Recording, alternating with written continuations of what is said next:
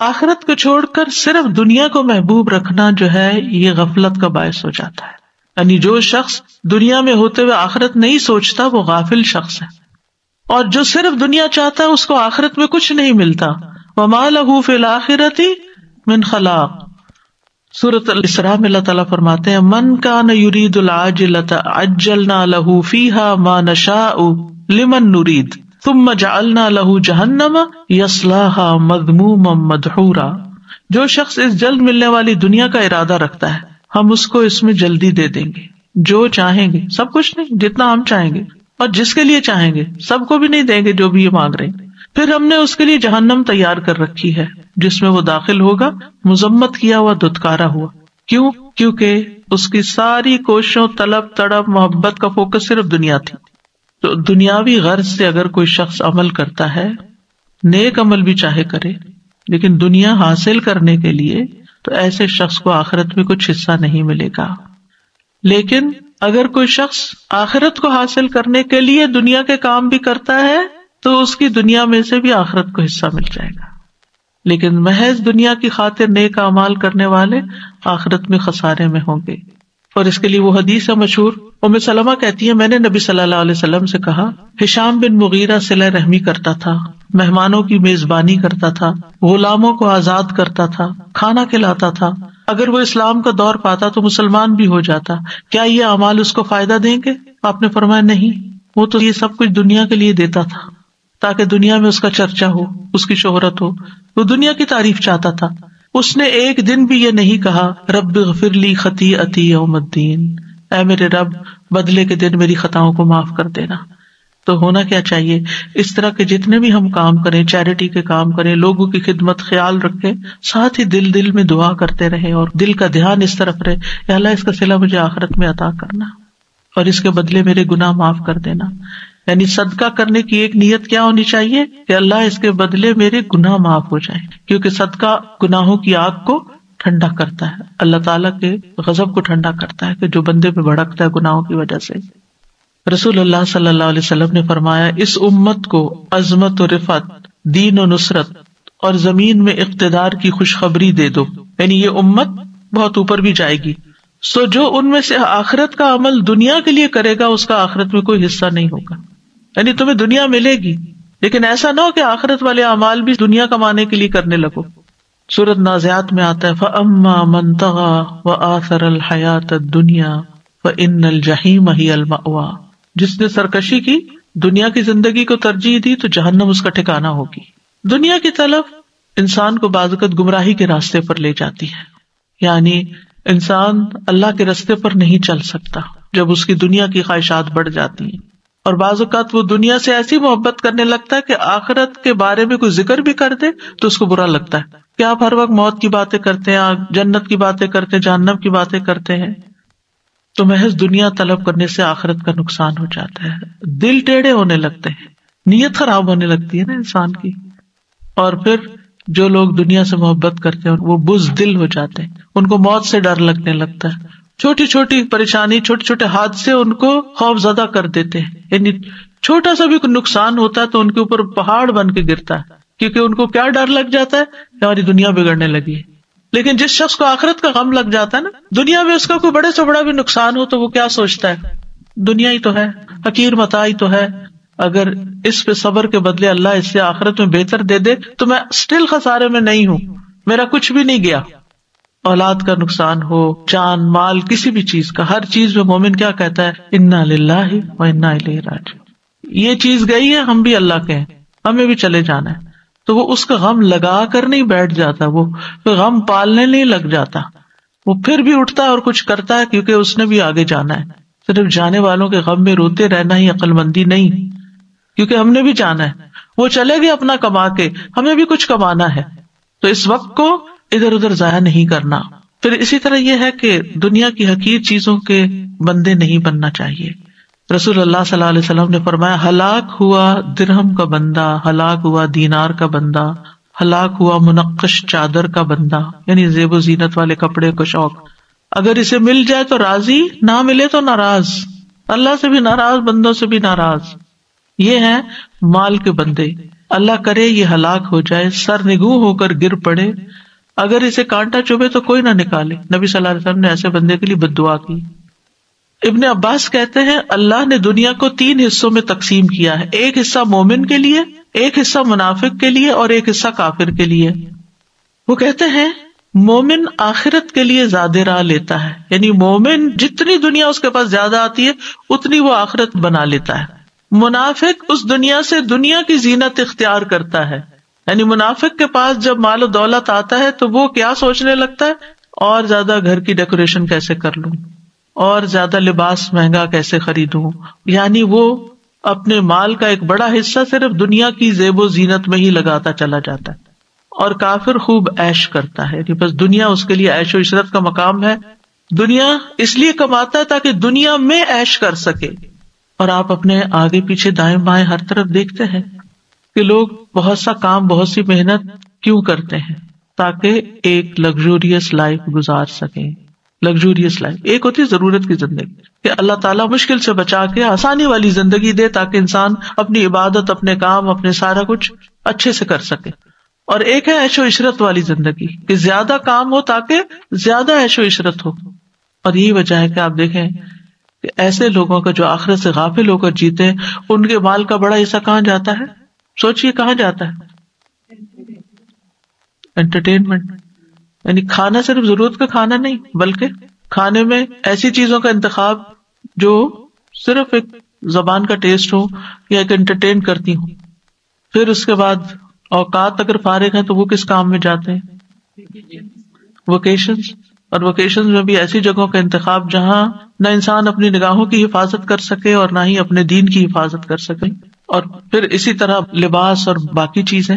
تو مومن دنیا کی عیش و عشرت کے پیچھے نہیں ہوتا، وہ اپنے وقت کو قیمتی سمجھتا ہے۔ وہ اگر ویکیشن پر جاتا بھی ہے تو غور و فکر کے لیے وہ ایسی جگہوں کا انتخاب کرتا ہے کہ جہاں وہ جا کر اپنے ایمان میں اور اضافہ کر کے آئے، جہاں وہ کچھ نیا سیکھ کر آئے۔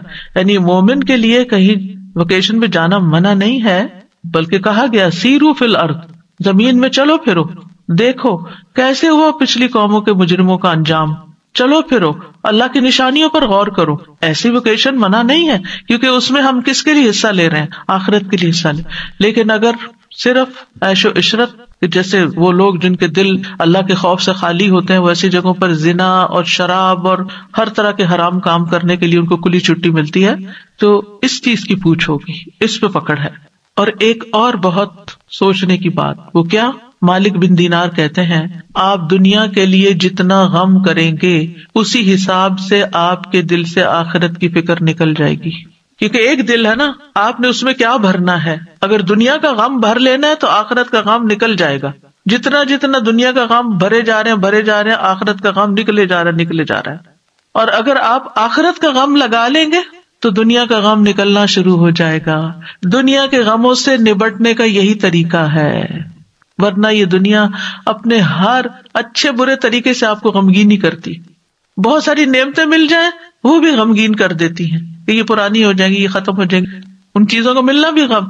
اولاد مل جاتی ہے تو یہ تھوڑی ہوتا کہ صرف آپ خوش ہوتے ہیں، جتنے خوش ہوتے ہیں نا اسے 10 سے زیادہ فکر کرتے ہیں اور غمگین بھی ہوتے ہیں۔ اسی طرح مال، کوئی دنیا کی کوئی بھی چیز لیں، ہے جو گھٹیا، ادنا، کمتر، تو پھر اس کی کوئی بھی چیز غم، رنج، فکر، کانٹوں سے پاک نہیں ہے۔ یہاں ہر چیز کے ساتھ مسائل ہیں، تو اس لیے پھر انسان آخرت کا فکر لگا لے، آخرت کا غم لگا لے۔ اور جب آخرت کے غم ہوں گے تو انسان کہے گا یہ دنیا کا یہ 4 دن کی بات ہے مشکل وقت، گزر جائے گا، نکل جائے گا، ختم ہو جائے گا۔ دنیا میں نہ کوئی بیماری ہمیشہ رہنے والی ہے، نہ کوئی مسئلہ ہمیشہ رہنے والا ہے، نہ کوئی بھوک افلاس ہمیشہ رہنے والا ہے، کچھ بھی ہمیشہ رہنے والا نہیں۔ یہ سب کچھ موت کے ساتھ ختم ہو جائے گا۔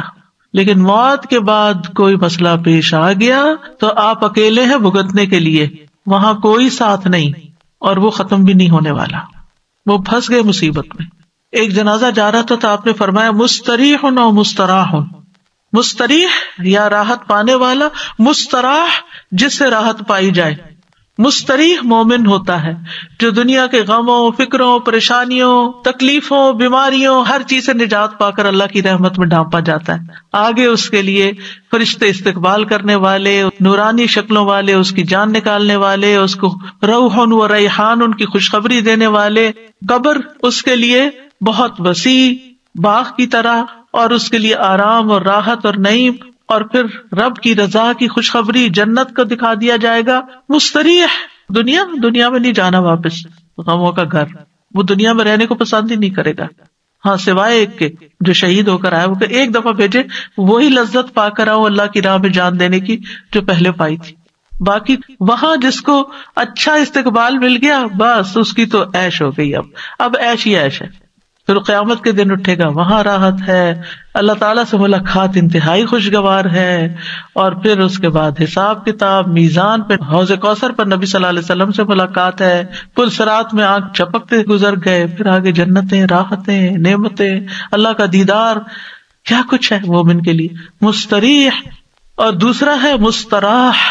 وہ کون ہے؟ جو مرتا ہے تو لوگوں کو سکون ملتا ہے، لوگوں کی زندگی آرام میں آتی ہے، کیونکہ اس نے اتنا فساد مچایا ہوا ہوتا ہے فرعون کی طرح دنیا میں، کہ جب ایسے فرعون دنیا سے جاتے ہیں، ایسے فسادی لوگ دنیا سے جاتے ہیں، ایسے فسادی لوگ گھر سے نکلتے ہیں تو گھر والے شکر کرتے ہیں، اللہ تیرا شکر ہے تو نے اٹھا لیا اس بندے کو، ہماری جان آسان ہو گئی۔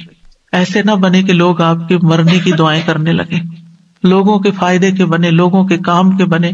کچھ لوگ ایسے ہوتے ہیں جن کی زندگیاں گھر والوں نے حرام کی بھی ہوتی ہے، اور بعض اوقات صرف ایک خاتون یا ایک مرد کی وجہ سے وہ زندگی حرام۔ ابیوسو ہسبینڈ، یعنی کوئی کام سیدھا نہیں، کوئی بات سیدھی نہیں، ہر بات پہ گالیاں گلوچ، مار کٹائی، لڑائی جھگڑے۔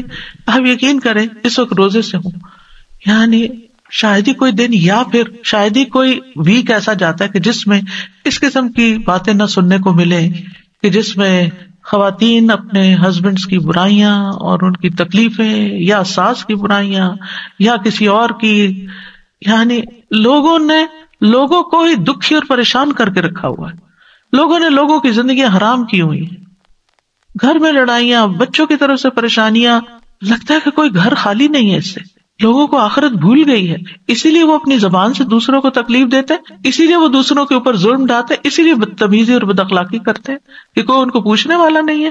اگر انہیں اللہ کا ڈر ہو، اللہ کا تقویٰ ہو، انہیں فکر ہو کہ قبر میں بھی جانا ہے، فرشتے نے جان لینے بھی آنا ہے، اور ایسا بے بس ہو کے پڑا ہوگا کہ کوئی بھی مدد نہیں کرے گا، تو رہ جائے گا یہ سارا دنیا کا ساز و سامان۔ بعض اوقات صرف مال کے پیچھے جھگڑے ہیں، بہن بھائی خون کے رشتے آپس میں کٹے ہوئے اور ایک دوسرے پہ مقدمے کر رہے ہیں، ایک دوسرے سے لڑائیاں کر رہے ہیں، یعنی حد ہی ہو گئی ہے فتنے فساد کی کہ آپ جدھر نظر اٹھا کے دیکھتے جس بندے کے پاس بیٹھتے ہیں وہیں کوئی نہ کوئی ایسے ظلم کی داستانیں ہیں۔ ہم کدھر کو جا رہے ہیں؟ ہم کیا کر رہے ہیں؟ ہمیں اپنی آخرت بھولی ہوئی ہے، اس لیے یہ سب کچھ ہے۔ چھوٹے سے دنیا کے حقیر مال و متاع کے لیے آپس کی لڑائیاں ہو رہی ہیں۔ تو بہرحال جو دنیا کا غم لگاتا ہے وہ آخرت سے غافل ہو جاتا ہے، اور جو آخرت کا غم لگاتا ہے وہ دنیا کے غم سے آزاد ہو جاتا ہے، اور خاص طور پر جو ہی موت آتی ہے مستریح۔ اس لیے مومن جو ہے وہ موت کی تیاری کرتا ہے، فکر کرتا ہے کہ وہاں پریشانی نہ ہو، لیکن اس کو ایک پل خوشی بھی اندر سے ہوتی ہے کہ جانے سے فائدہ ہی ہے اگر اللہ تعالیٰ لے جاتا ہے۔ لیکن جو شخص دنیا سے محبت کرتا ہے اس کو دنیا چھوڑنے کا بھی بڑا غم ہے کہ میں دنیا چھوڑ آیا، وہ جس کو میں نے دن رات کمایا، وہ میرے کاروبار، وہ میرے بزنس، وہ میری جابیں، وہ میرے مال، وہ میرا بینک بیلنس، وہ کدھر گیا سب کچھ۔ یعنی ایک وہ شخص ہے جس کو ڈاکٹر کہتے ہیں بس آپ کے پاس 2 مہینے ہیں، اور اس نے اپنی آخرت کے لیے تیاری کی ہوتی ہے، تو وہ سکون سے ان 2 ماہ کو گزارتا ہے اللہ کا ذکر کرتے، اللہ کا یاد کرتے ہوئے۔ اور ایک وہ شخص ہے جس نے صرف دنیا میں اپنا سب کچھ لگایا ہوتا ہے، جب اس کو موت کی خوشخبری کوئی دے دیتا ہے کہ اب تو آپ کے پاس گنے چنے دن ہیں، تو اس کو یہ غم پھر بھی کم ہوتا ہے کہ آگے کیا ہونا ہے میرے ساتھ، اس کو پھر یہ غم ہوتا ہے کہ میرے پیچھے اس مال کا کیا ہوگا، ہائے افسوس میں اس سے فائدہ نہ اٹھا سکا، جس کے لیے میں نے چوری کی، ڈاکے ڈالے، لوگوں کے مال غصب کیے، حرام کھایا، اور ظلم اور زیادتی کے ساتھ میں نے اپنی زندگی گزاری۔ تو اس لیے ابھی وقت اور مہلت ہے ہمارے پاس، ہم اپنے رویوں کو ٹھیک کر لیں، ہم صبر سے کام لیں، ہم اپنے اخلاق کو اچھا کر لیں، اور ہم اپنی آخرت کو کسی قیمت پر نہ جانے دیں. جو ہمارا حصہ نہیں بنتا، جو ہمارا مال نہیں، اس کے اوپر ہم نظر ہی نہ رکھیں. ظلم اور زیادتی کے ساتھ کسی کا مال ہتھیانے کی کوشش نہ کریں. جھوٹ بول کر کسی سے کچھ حاصل نہ کریں. اور اگر سچ بول کر اپنا بھی کچھ جاتا ہے تو جو رزق آپ کی قسمت میں ہے وہ آپ کے پاس آئے گا. مومن کا یہ یقین ہوتا ہے کہ موت اس وقت تک نہیں آئے گی جب تک میں اپنا رزق پورا نہیں کر لوں. تو بہرحال ہمیں یہ دعا کرتے رہنا چاہیے کہ اللہ دنیا میں بھی اچھا دے، آخرت میں بھی اچھا دے، دونوں جگہ ہماری بھلائی ہو، لیکن آخرت مقصد اول اور دنیا مقصد ثانی ہو. یعنی ترتیب یہ ہو، یعنی اللہ کی رضا، آخرت کا ثواب، اور اس کے ساتھ ساتھ دنیا میں بھی ایک اچھی عزت والی زندگی ہو، آرام والی زندگی ہو کہ جس میں انسان کو فائدہ ہو. اب یہ جو حسنہ ہے نا، تو بعض اوقات ہم سمجھتے ہیں کہ حسنہ سے مراد صرف نعمتوں کا ملنا ہے نا. ہاں، اس کے ساتھ اللہ کی اطاعت کی توفیق ہونا، یہ بہت بڑی حسنہ ہے. مثلاً آپ اپنے والدین کے خدمت گزار ہیں، ان کے فرما بردار ہیں، آپ اپنے گھر میں ایک امن سکون قائم کیے ہوئے ہیں، آپ اپنے شوہر کے مددگار ہیں، آپ اپنے بچوں کی خدمت کرتے ہیں اور خوش دلی سے.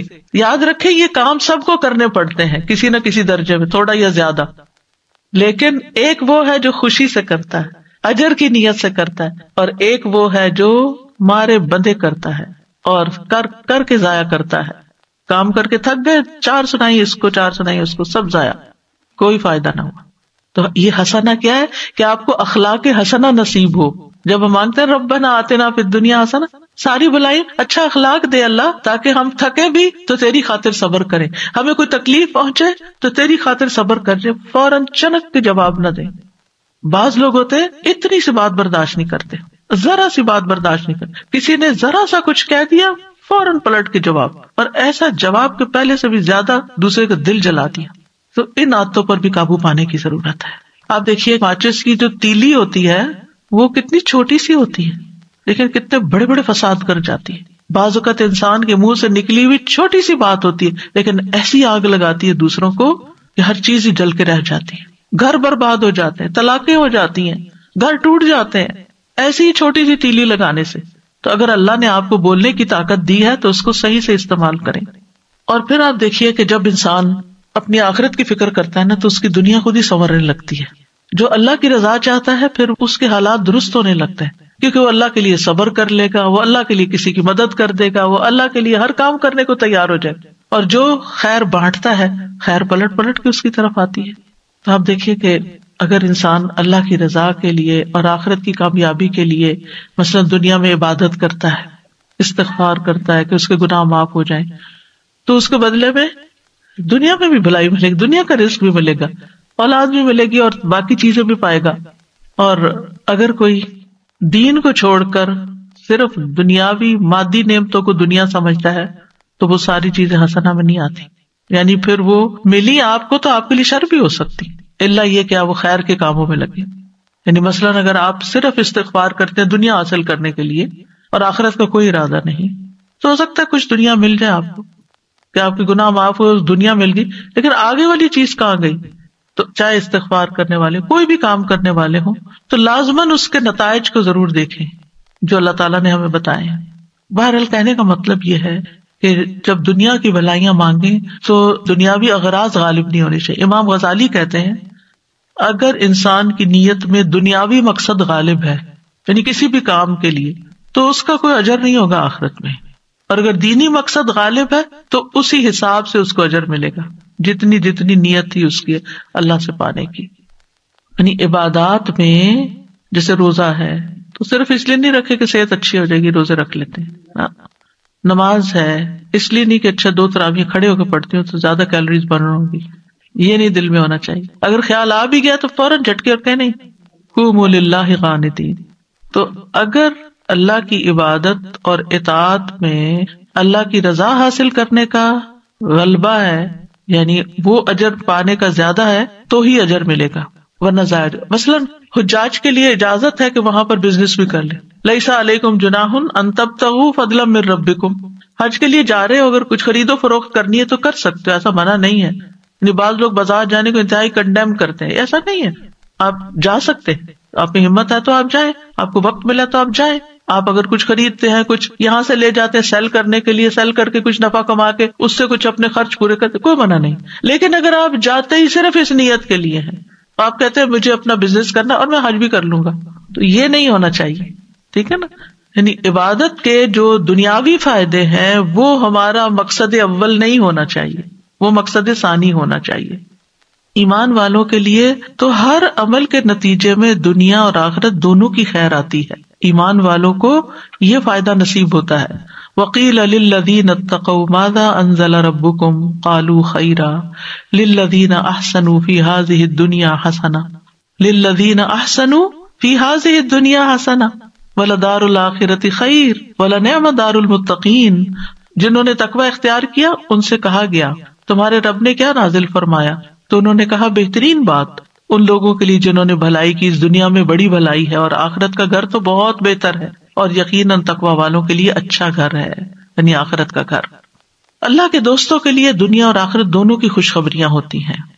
الا ان اولیاء اللہ لا خوف علیہم ولا هم یحزنون.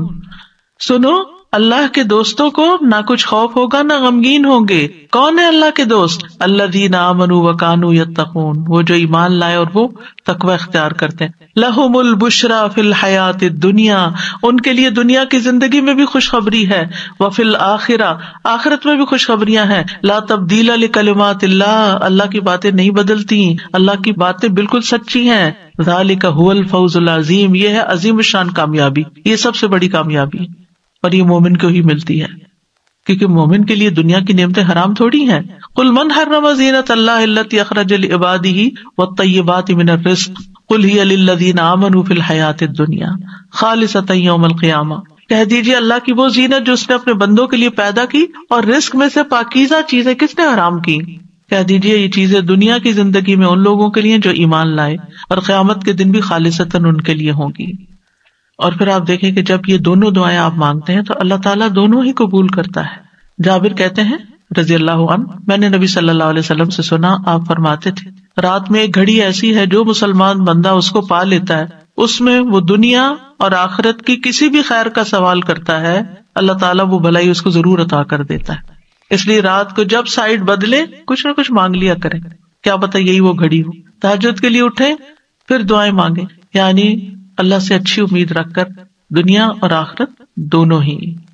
پھر اسی طرح آپ دیکھیں کہ کسی کو خالی دنیا کی دعا دینا منع نہیں، زیادہ بہتر ہے کہ آپ اس طرح دعا دیا کریں اللہ تعالیٰ آپ کو دنیا اور آخرت کی تمام بھلائیاں عطا کریں.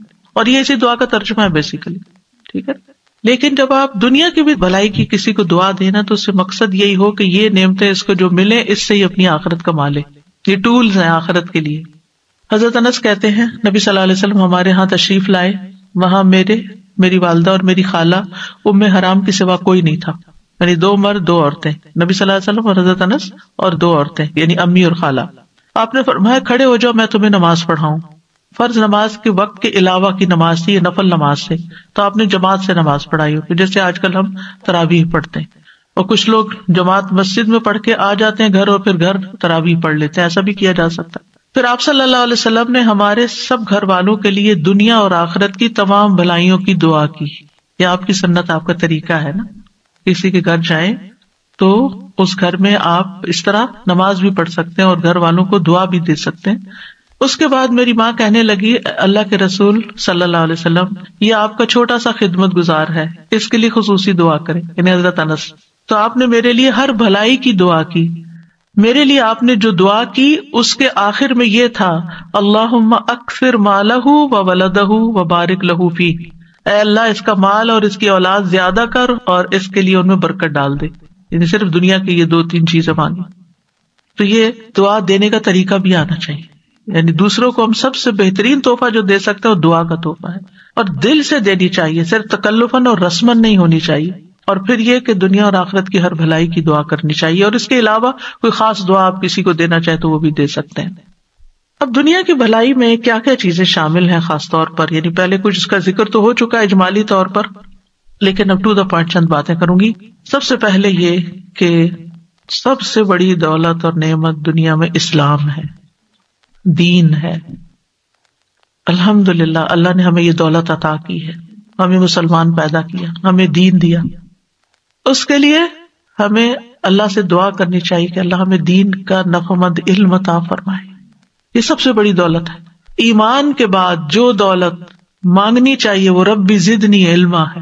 یہ مل گیا آپ کو، آپ کے علم میں اضافہ ہوتا گیا تو نتیجہ کیا ہوگا؟ آپ کے نیک اعمال زیادہ ہوتے جائیں گے. علم سرمایہ کی طرح ہے، جتنا مال زیادہ ہوگا نا اتنا آپ زیادہ خرید سکتے ہیں کوئی چیز. جتنا علم زیادہ ہوگا اتنی آپ کو نیکیاں کرنے کے زیادہ طریقے پتہ چل جائیں گے کہ کیا کیا کرنا ہے. اس لیے علم حاصل کرنے کے حریص ہونا چاہیے اور علم کی مجالس کا حریص ہونا چاہیے. یہ دنیا کی بہت بڑی حسنہ ہے، بہت بڑی بھلائی ہے جس کو یہ نصیب ہو جائے کہ اس کو اللہ تعالیٰ موقع دے دے، وقت دے دے، توفیق دے دے کہ وہ علم کی مجلس میں حاضر ہو جائے اور وہاں سے کچھ لے کے اٹھے، کوئی خزانہ پا کے جائے اور اس پر پھر عمل بھی کرے. اس کے بعد سب سے بڑی دولت نیک اعمال کی توفیق ملنا. نبی صلی اللہ علیہ وسلم نے فرمایا نیک عمل کرو. ہر شخص کو ان اعمال کی توفیق دی جاتی ہے جن کے لیے وہ پیدا کیا گیا. جو شخص نیک ہوگا اسے نیکوں کے عمل کی توفیق ملی ہوتی ہے اور جو بدبخت ہوتا ہے اسے بدبختوں کے عمل کی توفیق ملی ہوتی ہے. آپ دیکھیں بہت سے لوگ علم رکھتے ہیں مگر عمل کوئی نہیں کرتے، باتیں بہت کرتے ہیں لیکن جب عمل کا وقت آتا ہے انہیں سمجھ ہی نہیں آتی انہوں نے کیا کرنا. اس لیے حکمت مانگنی چاہیے کہ اللہ ہمیں رائٹ ٹائم پہ رائٹ ڈیسیژن کرنے کی توفیق عطا کر کہ کس وقت کرنا کیا ہے، ہمیں اپرچونٹیز اویل کرنے کی توفیق دے. کیونکہ بعض اوقات ہمارے گھر کے سامنے دریا بہ رہا ہوتا ہے اور ہم پیاسے بیٹھے ہوتے ہیں کیونکہ ہمیں توفیق نہیں ہوتی، ہمیں سمجھ نہیں آ رہی ہوتی کہ یہ بھی خزانہ ہے. پھر آپ صلی اللہ علیہ وسلم نے یہ آیت بھی تلاوت کی فَأَمَّا مَنْ أَعْطَى وَاتَّقَى وَصَدَّقَ بِالْحُسْنَى فَسَنُيَسِّرُهُ لِلْيُسْرَى.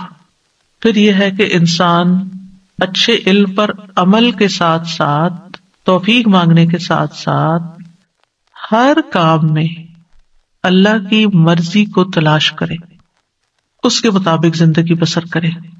فرمایا افمن اتبع رضوان اللہ کمن باء بسخط من اللہ ومأواہ جہنم وبئس المصیر ہم درجات عند اللہ واللہ بصیر بما یعملون. آل عمران 162-3. کیا وہ شخص جو اللہ کی رضا کے پیچھے چلا اس شخص جیسا ہے جو اللہ کی طرف سے کوئی ناراضگی لے کے لوٹا جس کا ٹھکانہ جہنم ہے اور وہ برا ٹھکانہ ہے؟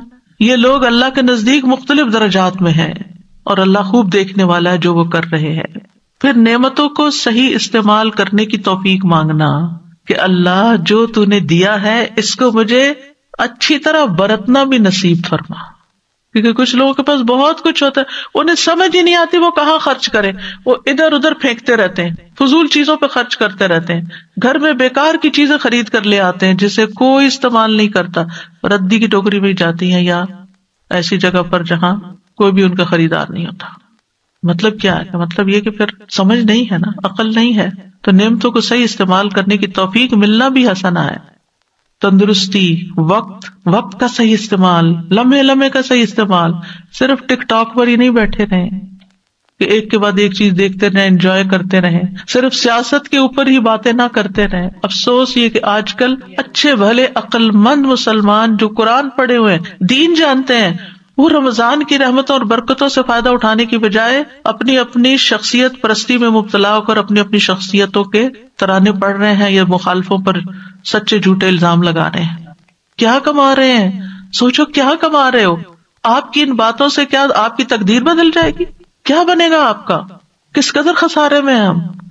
یہ لمحات، یہ گھڑیاں کوئی ہم نے گارنٹی لے رکھی ہے کہ اگلے سال ہمیں ملیں گی؟ خبروں پہ خبریں، تبصروں پہ تبصرے، باتوں پہ باتیں. نتیجہ کیا ہے؟ آج سے 1 سال پہلے آج کے دن جو خبریں تھی مشہور، کچھ یاد ہے آپ کو؟ کچھ بھی یاد نہیں. اس کا آپ کی زندگی پہ کیا اثر پڑا؟ اور اگر پڑا بھی، اگر کووڈ کی خبریں تھی کوئی اور پڑا بھی تو آپ نے بٹ رہے ہیں نا اکیلے، کسی اور کو کیا اس سے. تو شخصیتوں پر باتیں کرنے اور تبصرے کرنے سے مکمل پرہیز کریں. الزام تراشی اور کانسپریسی اور یہ اور وہ اور ان سب باتوں سے زبان بند کر. ہمیں کچھ حقائق کا نہیں پتا ہوتا. اس دنیا میں بہت کچھ جھوٹ اور ملمہ سازی، اس لیے خاموشی بہتر ہے. من صمت نجا، جو خاموش رہا نجات پا گیا. آپ کی ایک بات جو آپ نے سوشل میڈیا پہ غلط کہی اور اس کو 1000 لوگوں نے آگے پھیلا دیا تو کیا ہوگا قیامت کے دن؟ کیسی پکڑ ہوگی کہ وہ 1000 لوگوں کا بھی دین آپ کو پڑ جائے گا. تو اس لیے جو کرنے کا کام ہے اس کی طرف توجہ کریں. پھر اسی طرح بدن میں عافیت مانگنا، نیک بیوی اور اچھا پڑوسی مانگنا، اچھی سواری اور کشادہ گھر ملنا، یہ بھی انسان کی سعادت مندی کی علامت۔ یہ دعا کرنے میں کہ اللہ مجھے اچھی گاڑی دے، اس سے بہتر دے، اس سے اچھا گھر دے کہ جو میرے لیے زیادہ بہتر ہو تیرے دین کے کام کے لیے۔ پھر اسی طرح جو ملا ہے اس پر قناعت کرنا، اس پر قناعت، کنٹینٹمنٹ، یہ چیز انسان کے لیے بھلائی کی ہے۔ پھر صبر اور شکر کرنے والا دل اور ذکر کرنے والی زبان مانگنا، مال کو اچھے کاموں میں خرچ کرنے کی توفیق مانگنا۔ ایک عادت بنا لیں، جب کچھ آپ کے پاس آئے فوراً ایک دعا کی، اللہ اسے بہترین جگہ لگوانا، بہترین جگہ استعمال کروں جو تجھے راضی کر دے۔ تو آپ دیکھیں گے اللہ تعالیٰ آپ کو ایسے ایسے راستے دکھائے گا، آپ حیران ہو جائیں گے۔ پھر اپنے مال اسباب کو آخرت کے استعمال کی توفیق مانگنا، دنیا کو اس کے جائز حق میں استعمال کرنے کی توفیق مانگنا، اور دنیا کی زندگی سے آخرت کمانے والا بننا۔ پھر آخرت کی بھلائی میں کیا ہے؟ موت کے وقت آسانی مانگنا، یا اللہ موت کی سختیاں آسان کر دینا۔ پھر موت کے وقت کی خوشخبریاں ملنا، قبر کشادہ ہونا، قبر کی نعمتیں ملنا، حشر کا دن آسان ہونا، لا يحزنهم الفزع الاکبر، ایسے لوگ بھی ہوں گے جو اس بڑی گھبراہٹ کے دن بالکل گھبراہٹ میں نہیں ہوں گے، امن چین میں ہوں گے۔ حشر کے دن معافی کا پروانہ مل جانا، تمہیں معاف کر دیا گیا، جاؤ جنت میں۔ حوض کوثر کا پانی مل جانا، عرش کا سایہ ملنا، نامہ اعمال دائیں ہاتھ میں ملنا، پل صراط تیزی سے عبور کرنے کی توفیق مل جانا، جنت میں داخلہ اور جہنم سے بچاؤ مل جانا، جنت میں رب کا دیدار نصیب ہونا، کیونکہ اہل جنت کو اللہ کے دیدار سے زیادہ کوئی چیز عزیز نہیں ہوگی، سب نعمتیں بھول جائیں گے جب وہ اللہ کو دیکھے۔ اللہ ہمیں ان لوگوں میں شامل کر لے۔ ربنا آتنا فی الدنیا حسنہ وفی الآخرۃ حسنہ وقنا عذاب النار۔ اللہم انی اسألک العافیۃ فی الدنیا والآخرہ۔ اللہم انی اسألک العفو والعافیۃ فی دینی ودنیای واہلی ومالی۔ اللہم استر عوراتی وآمن روعاتی۔ اللہم احفظنی من بین یدی ومن خلفی وعن یمینی وعن شمالی، وأعوذ بعظمتك أن أغتال من تحتي۔